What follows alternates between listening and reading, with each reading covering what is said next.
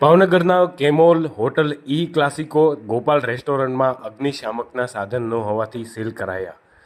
રાજકોટમાં અગ્નિકાંડ સર્જાયા બાદ ભાવનગર શહેરમાં મહાનગરપાલિકાની ટીમ દ્વારા જુદી જુદી જગ્યાઓએ ચેકિંગની કાર્યવાહી હાથ ધરવામાં આવી હતી, જેમાં તપાસ પૂર્ણ કરાયા બાદ હવે શહેરના ક્રેસન્ટ વિસ્તારમાં ગાંધી સ્મૃતિની બાજુમાં આવેલ તથા નવા જ બનેલા કે મોલ અગ્નિશામક માટેના કોઈ સાધનો યોગ્ય વ્યવસ્થા કરવામાં ન આવી હોવાનું જણાવતા આ મોલને સીધું મારવાને બદલે કાર્યવાહી કરવામાં આવી હતી। આ ઉપરાંત શહેરના અન્ય મોલ, શોરૂમમાં ટ્યુશન ક્લાસીસ સહિતના સ્થળોએ અગ્નિશામક, બીયુ પરમિશન, મહેસૂલ લાયસન્સ, અન્ય સર્ટિફિકેટ સહિતની ચકાસણી હાથ ધરવામાં આવી છે। હાલ તુરંત તો તંત્ર માત્ર સીલ મારવાની કાર્યવાહી કરીને મનને મનાવી રહી છે। અગ્નિશામક કે બીયુ સહિતની મંજૂરી ન હોય તો પણ હજી તો અન્ય કડક પગલાં લેવામાં આવતા નથી। ક્રેસન્ટ વિસ્તારમાં આવેલી ગાંધી સ્મૃતિની બાજુમાં હજી થોડા સમય પહેલાં જ કે મોલ કાર્યરત કરવામાં આવ્યો હતો।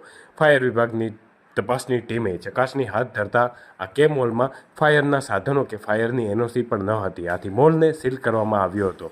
હજી તો આ મોલને માંડ 6 મહિના જ થયા છે, ત્યારે ચકાસણી કરી નહીં હોય તેવા પ્રશ્નો જાગ્યા છે। શહેરમાં મહાનગરપાલિકાની ટીમ દ્વારા વાઘાવડી રોડ પર પુજારા ટેલિકોમની બાજુમાં આવેલી હોટલ ઈ ક્લાસિકો તેમજ નીચેના માળે ગોપાલ રેસ્ટોરન્ટ પણ ઘણા સમયથી શરૂ છે અને શીતલ એકેડમીના ફાયર સાધનો કે ફાયરની એનઓસી ન હોવાથી સીલ કરવામાં આવ્યા હતા, તેમજ અર્થ કોમર્શિયલને પણ સીલ કરવાની પ્રોસેસ પણ હાલ શરૂ કરી દેવામાં આવી છે।